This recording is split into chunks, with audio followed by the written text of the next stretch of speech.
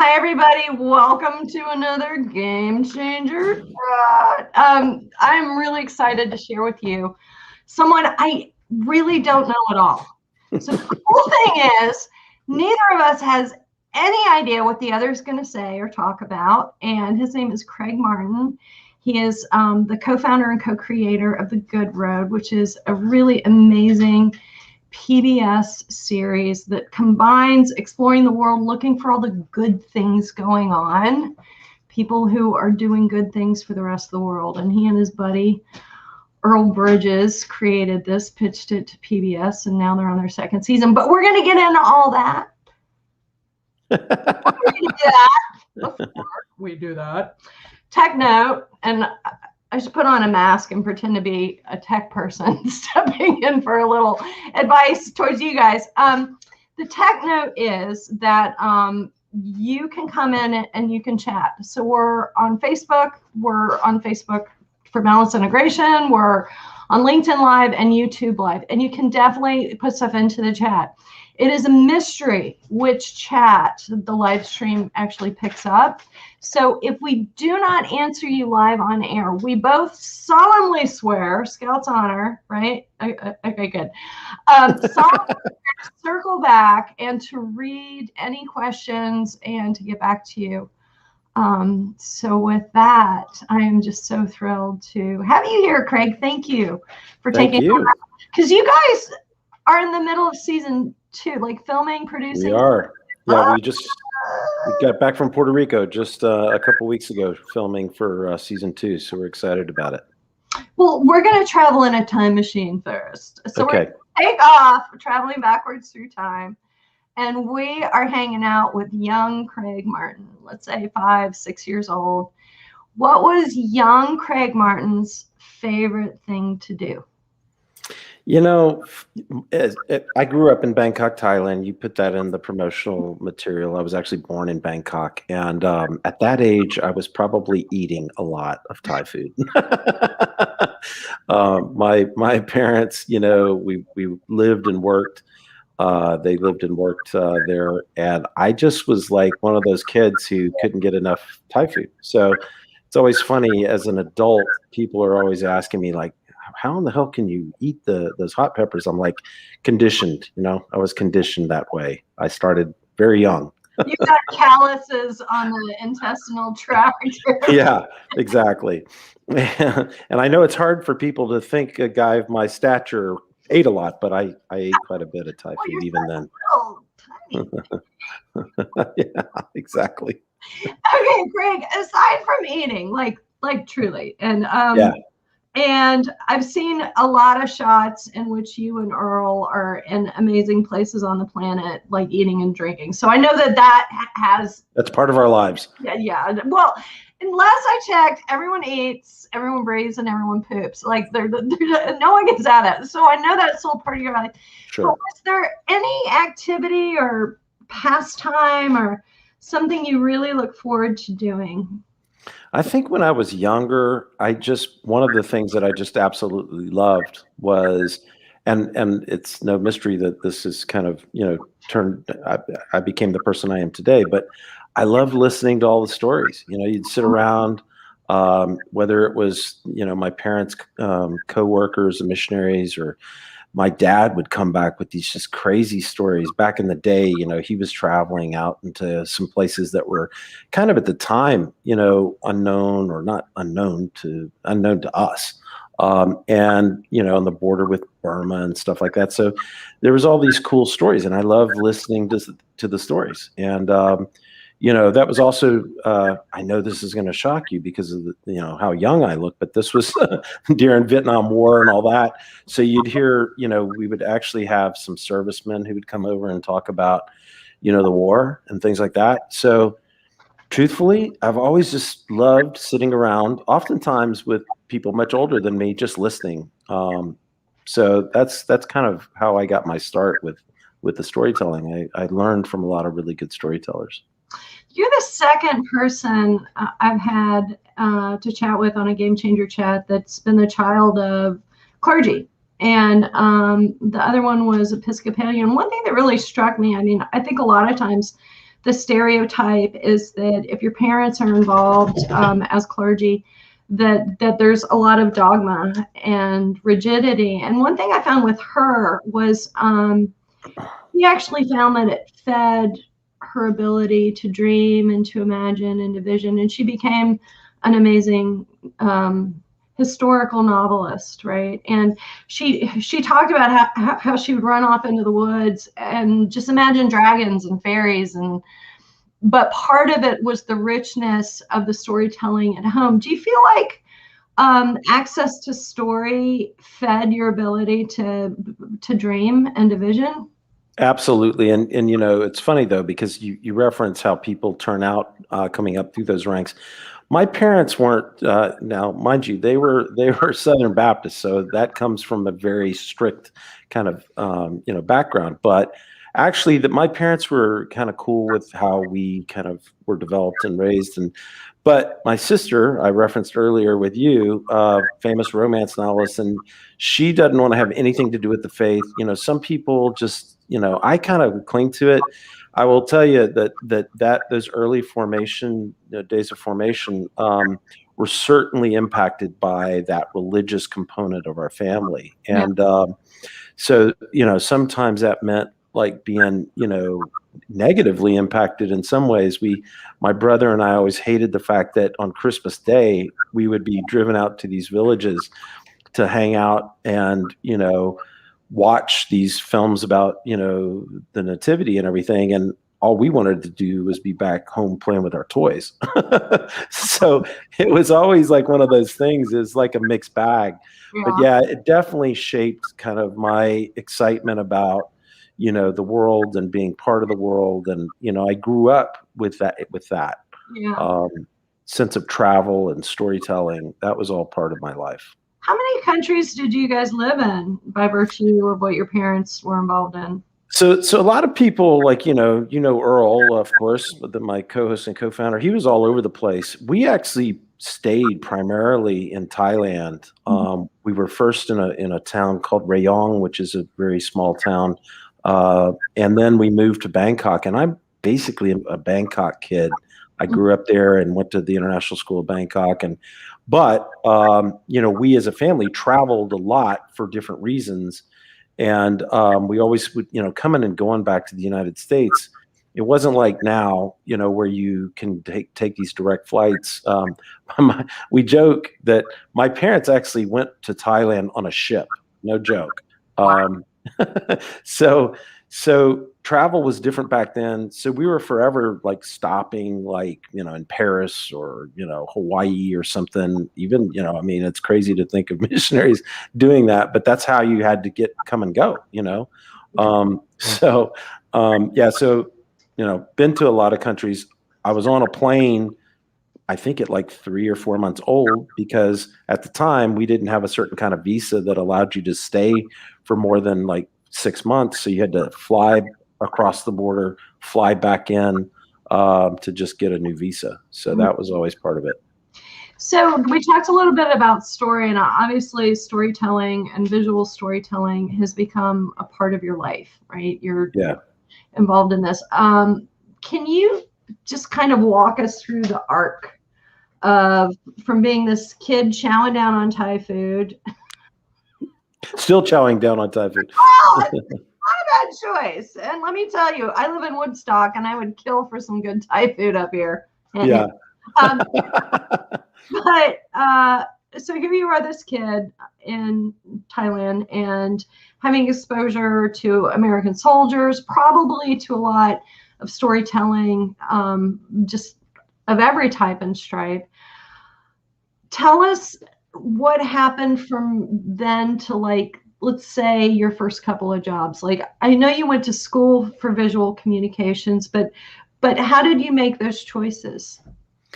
So this is what some people don't know about kids who grew up the way I grew up. We just didn't know the structures of things. And I went to Baylor. That is freedom. If you don't know the shoulds, You can't. No, I swear. So I didn't know how to do things like most American kids knew. Like I didn't know about bank accounts and, I didn't, my parents, like my kids have bank accounts already, at age 15 or something. I didn't know all that. And so when I went to Baylor University in Waco, Texas to go study, first of all, I just went wherever my friends went, who I'd grown up with in Thailand. So I went to school there, ironically, and my kids heard this story for the first time the other day and they were making fun of me. But I went there thinking, you know what I want to do as a profession? I want to travel. So I think what I'll do is I'll become a pilot. And I've always been told that going into the military was the way to do that. So I was like in the Air Force ROTC my first semester at Baylor. And I quickly learned that I didn't like all these people yelling at me, telling me to cut my hair and stuff. And then this one kid is like, "You want to be a pilot? Don't you have glasses?" I said, "Yeah." He says, "You can't be an Air Force pilot." So I said, "Well, you know what? The next best thing is I can be a navigator and in the Air Force. And that has to deal with communications, right? That makes logical sense." So I didn't really know that the communications department at Baylor had nothing to do with flying airplanes and navigating.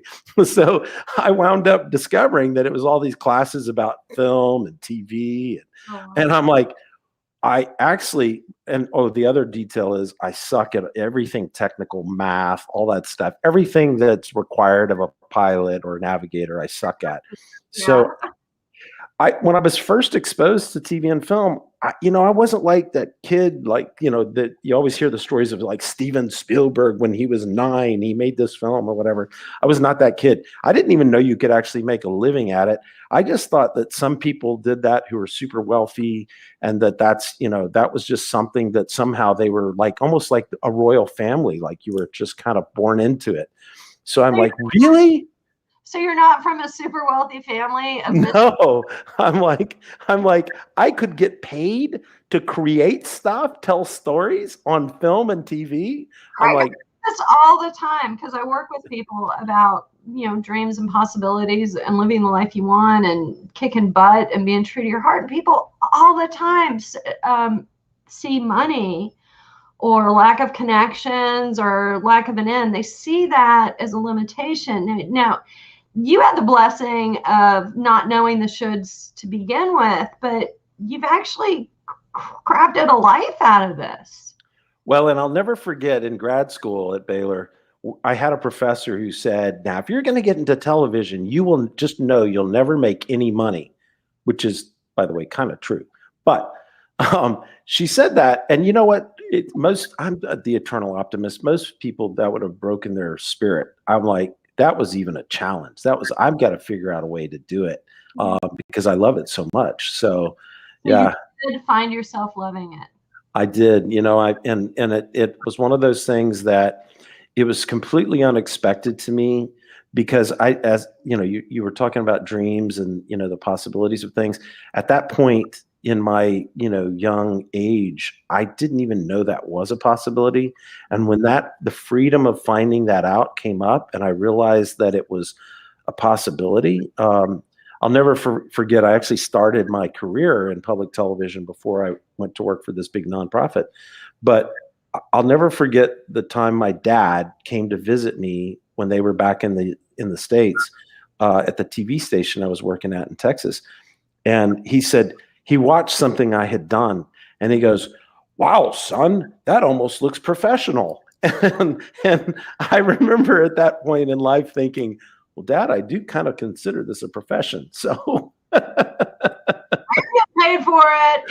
And yeah, I think parents don't always understand that the way they phrase things could be a little bit more skillful. Well, your parents and your children are the people who always kind of bring you back down to earth. It's like my kids are that way. So you mentioned though that that from the TV station you went to a nonprofit and you were making stories and film and communication for them. Tell us about that. Yeah, so I went on a long stint, about 25 years or so, working for the same organization that that my parents had worked for. And my joke always has been that I did propaganda for them. Oh, your dog. um, so I did propaganda for them, and I say that. I mean, I went into places, war zones, and disaster zones, and I worked with some of the most amazing people whose stories will never be told in a broader context. And I really loved that job until the point that they laid me off, which had never happened to me before. And then, I had to kind of redefine who I was, because I'd kind of defined myself. When you work for an organization like that for that many years, the organization defines you, and which is a shame, because at that point I'm like, I don't even really know who I am now. I mean, I was a guy who did propaganda for a big Baptist organization, so it was hard. It was really tough, and but little did I know that was such a positive change for my life personally. Okay, I have like 50 questions. Okay. No, we're not gonna do it that way. Walking into a war zone, you're a kid, you've been around war, you've been around soldiers, you brought up the Vietnam War growing up. What is it like to actually walk into a war zone? So the times that has happened to me, once was on the border with Kosovo during the battle with Kosovo that was, and we were bombing into the Serbs and all that. I will say it felt almost surreal. Like, as we were filming, there's all these refugees fleeing. Now we weren't right on the front line, but we were pretty damn close, and you could hear the bombs and things going off. But I will tell you that it was so surreal, and all I could think was, and I'm not just saying this, I wept with compassion for the people I saw, because I knew, even in that case, I wasn't really a journalist, but somebody documenting the work, that I had a huge support system that could get me out of there as quickly as I needed.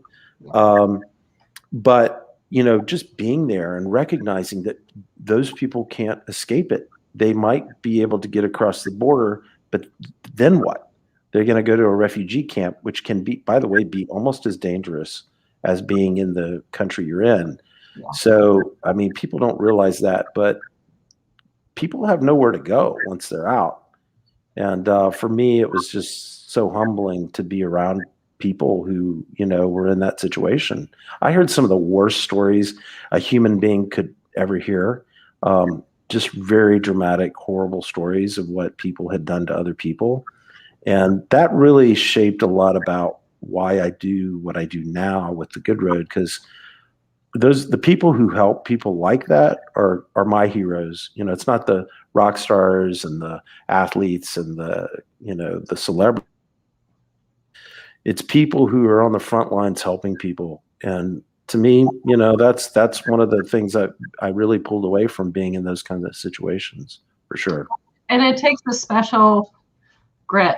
I think I've done some direct relief work. I went to Lesbos a couple of years ago, 2016, over Thanksgiving, to do some volunteer work, and I've done some off and on. And the mixture of a desire to help and a sense of overwhelm, on the face of the real suffering happening, is huge. So I really get that you were sitting there going,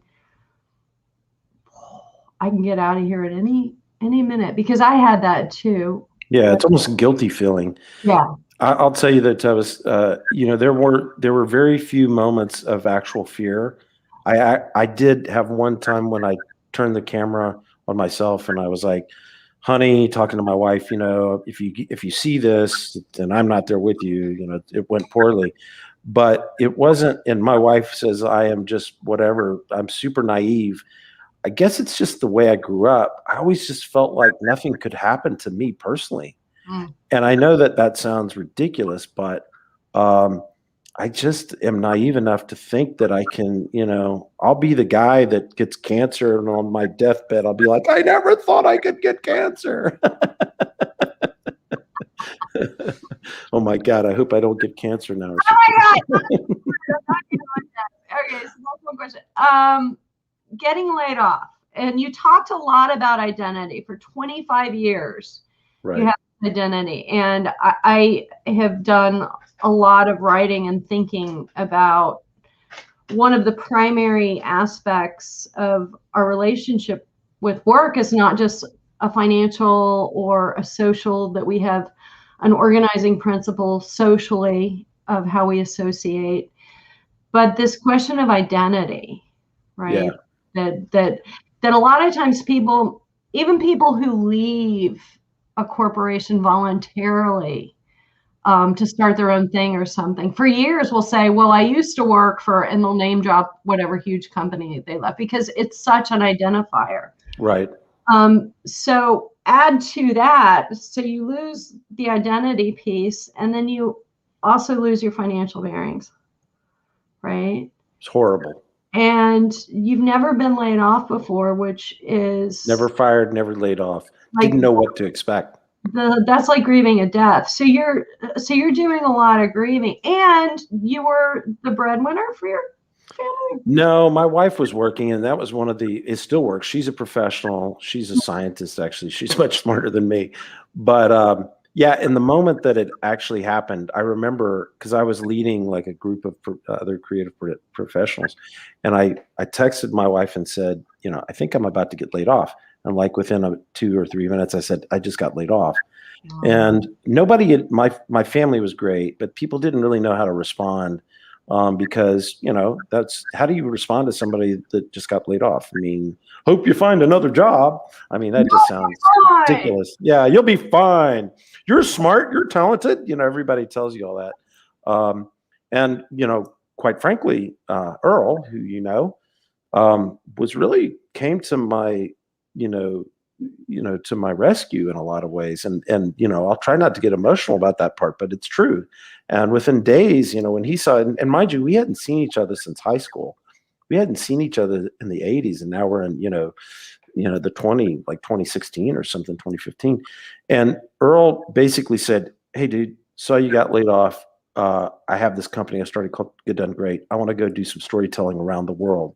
Can you go on a trip with me and another friend of ours that I graduated with to Myanmar, Nepal, and Vietnam? And I tell you, it was such an amazing relief, because I knew I could survive financially for a period of time, although the weight of knowing that your kids are relying on you, your wife are relying on you as well to, help with the household. So, but it was a huge relief, mainly because of the identity part, because I'm the guy who travels the world and tells stories, and now I'm not. And then I'm rescued, and I am again. And so when he told me the idea on that trip of the show, I was not just like, yeah, I'm like, hell yeah, that's what I want to do. Because, I was so upset that I had lost my identity as a storyteller who not just tells stories in Richmond, Virginia, but, goes globally. And all that came crashing down and then has been rebuilt over the past 5 years. So I'm super excited that happened in my life. That's just, it's interesting too, because you being the guy that never grew up with shoulds, when Earl called you, granted y'all hadn't talked for a while, was there a part of you that said, oh, I should really stay here and try and find a job? I'm just that irresponsible that there wasn't. No, you're free of shoulds. Well, so it's funny because he did offer to pay me a little money, which was great. And so I had that moment where I'm like, hey, honey, I'm going to go do this, which I know is like crazy. I should be looking for a job, but I'm going to go do this thing with Earl Bridges, who you don't know, but you will. But he's paying me. Your new work husband at this point. Oh my gosh. Holy cow. When Earl comes to Richmond, oftentimes he stays at our house, and my kids, we all joke that, these sheets are Earl's sheets. or these betting is Earl's betting. It's just like crazy. He's part of the family now, and that's what happens when you're doing a travel show with a buddy. This idea that you guys have is pretty auspicious, and I have to tell you, as soon as he told me what he was doing, I was like, damn it, I've always wanted to do that. So anyone who loves the idea that there are human beings, you spoke about the atrocities that humans are capable of against each other, and you're really showing the opposite. You're showing the beauty of what we are capable of doing for each other and for the world, and doing it all over the world, which just really supports and directs attention and energy to the message of hope, right? Message of goodness. So I'm in love with the show. Completely. Thank you. Yeah. Somehow you are one of those great auspicious ideas that actually has gotten support. How did you guys, because it's not easy for two guys who aren't connected, and like you're from a Southern Baptist nonprofit, and he's got no background whatsoever. Like, I love the absurdity delights me. Oh my God. You guys have made this work, and that you're being, supported and distributed by PBS. There may not be a lot of money in it, but who knows where it's going. Like, how did all that happen? So people want to just act like all these things happen and it gets handed to you. And any entrepreneur who's watching right now knows that that's just BS. It just does not happen. Yeah. So you go, Earl sent me that meme that probably 1 million entrepreneurs have shared, but it's that, some days I'm like this and you're at the top of the thing. Some days I'm like this. But it was just a whole process of discovery. Earl pushed me to say, no, let's not just do this thing. Let's go find the best way to do it. And so we did a lot of research on our own nickel, and discovered PBS is the best option for us. And then when we discovered that's great, guys, go make a TV show, but you have to find all your own money. I don't have a job. I've got twin 17-year-olds. Yeah. Find some money. People ask me all the time. They're like, well, how much does PBS pay you? I go, you just start laughing. You're like, they don't pay me anything. We find our money. And, but it was a process, and it really, quite honestly, has been so discouraging at moments where I literally for long periods of the night couldn't sleep. And then there have been great victories. We just came off this Puerto Rico episode, and it was so thrilling to just be part of the lives, parts of people's lives who are just doing amazing things in a place that I love. My wife is Puerto Rican, and so just being in that space, it makes it all worth it. But it never gets easy. Quite honestly, it never is easy. But it has its moments of victory, and when you get through some of the trials and then you have those moments of victory, I literally thank God that I'm on this planet, because I'm like, this is what I was built to do. Yeah. Like, this is what I was created to do. And it's just such a fabulous reminder. Like, I've been quoting this a lot, but it was Francis Ford Coppola who said, no matter what you do, it's going to be hard work and it's going to be drudgery at times. So you better freaking love it.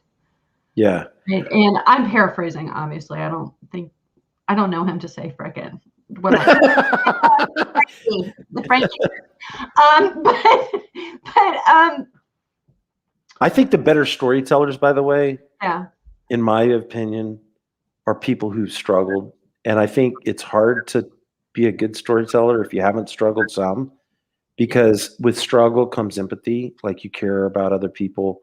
Amen. And you really are like, yeah, damn, I did that exact same thing and it didn't work and I sucked, but let me tell you the story about it. I think it's a critical part of who we are as storytellers. But don't you think too, because you said the empathy, and you said storytelling, don't you think that it also helps you know who you are? Totally. I mean, I have So I one time after Banda Aceh, the big tsunami that, wiped out huge swaths of Southeast Asia and South Asia, I was walking through this field with these guys. This is another kind of moment of being empathetic and not worrying about all of the earthly kind of things that are going on. Mhm. And these guys had told me, I was with a bunch of Americans. We were at this mosque that had gotten wiped out, and Banda Aceh is like, the most one of the most Muslim places on the planet. And I'm out there, and these guys asked me in broken English if I wanted to go see this, film this body of somebody who had passed. And I'm like, well, yeah, this is part of documenting things. So I did it. I'm walking out in this field. I get about 15 minutes out, and I'm looking back, and all the people I'm with, nobody saw me leave and everything. I see this one dude. He has like an Osama bin Laden T-shirt, but like in a good way, like our hero Osama bin Laden. And then, another dude has a Mujahideen jacket on, and and I got a twinge of worry just momentarily, but then I realized, no, these guys are actually just trying to show me something that I had not seen and that they thought would be helpful to me. Sure enough, we filmed it. It was very emotional watching them do the whole ritual, and then we walked back. But I feel like you have to be brave and be willing and be empathetic. That at that point, religion didn't matter to either party, not to me or to them. It was what mattered was that this tragedy was so powerful, and we were all kind of upset by it. So I think that's an important part. Empathy for your fellow man is a huge part of being a good storyteller. What do you feel like you would like the gift of your work to be for the world? If that's funny. Gosh, Tevis, you stumped me on that one. I think I don't know that I have a gift for the world in any way. What I would suggest is I can't fix the world and I can't make things better. But what I would love to be able to do, I always say that these are kind of the three mantras that I have. Number one, the reason I do what I do is for culture change. I was just referencing, Muslims. For me, it would be as a goal, my gift for the world, for the Muslim world, would be for Americans to stop acting like Muslims are the enemy. That's just, it's stupid. It's ridiculous. So if Earl and I, through our show, in some way had the ability to change people's minds here about all kinds of topics, I think that would be one gift I could give, is being able to just change minds for the better. That's right now we live in a time. I mean, I'm just thinking about the events of yesterday and the conviction of Chauvin. And, again, I'm not going to get emotional, but I'll tell you, I just went in today, and this was all coincidental. I go in to do some voiceover work in the studio where I work here in Richmond. And it is an episode that we're doing about racial reconciliation. And Richmond, right? Was that in Charleston or? No, that one was filmed here in Richmond. Okay. Because Monument Avenue is where we had, well, we still have the Robert E. Lee Monument, but the whole avenue had Confederate soldiers. And people, after the murder of George Floyd, went out and protested and, got our city to take those down. And so I interviewed a bunch of very good friends of mine at these statues about, African American friends who at these statues, what it meant to them and everything. And I was a wreck going in today because I'm like, these are friends of mine, and this history is so bad. And for me to go in on today after yesterday's events, I think about my own kids. They are Richmonders. I didn't grow up here, but they're Richmonders. And for them, this is a moment in history where, that will be talked about, honestly, for centuries from now. People will look back and, the murder of George Floyd was I hope, a sea change for our society. And, to stop looking at Black people and, as different, or for cops, and I have nothing against the police, but, we have to change this particular issue of why Black people are treated differently than I am if I'm at a regular traffic stop or whatever. It's got to change. Yeah. And I'm hoping we can in a positive way, be able to, Earl and I, people always wanted us to tell all the negative things. No, we're telling good stories about people who are doing positive, good things. And if that's changing some minds about race and, gender identity, whatever it is, we want to be part of that. Yeah. Well, I love it. So from what I understand, PBS is going to re-air season 1. That's correct. June, July. June, July, and then season 2 will start sometime in August. Yeah, woohoo! We'll celebrate. I'm so glad y'all are doing this. It's really, it's just, we need more attention put on goodness. So I just want to thank you for taking time out. And I want to tell you people, this kind of thinking, this kind of being true to yourself and navigating life and building whatever your dream is of success or contribution. This is exactly the kind of thinking that my book's about, The Game Changer's Guide to Radical Success. And so I lead people through it, etc. You can check me out at balanceintegration.com. Craig Martin, where can people find you? thegoodroad.tv is our website, and we usually keep that pretty updated. Facebook, you've got the Good Road TV. We're in all the usual spots under the Good Road. So please join us in the fun. It really is fun. And our audience, we feel like is part of our team. So if you want to be a do-gooder with us, come hang out. A t-shirt or so, like you got to send me something. Oh, we're going to get you a t-shirt. Trust me. Tevis, you're giving a platform for people like us to share our stories, and thank you. That's huge. Awesome. So we really appreciate it. Thank you for even allowing me to be part of your show. It's an honor. Okay, people, I have other people locked and loaded coming up. I'm too stoned on this conversation to even remember who's next. I know an amazing doctor from Vietnam, Kien Vu, is coming in like 2 weeks to talk about his experience. He's now huge in the resiliency space and stuff. He was a refugee, right? So let's get together. I'll see you back here the next time I'm on. Thank you and have a great night.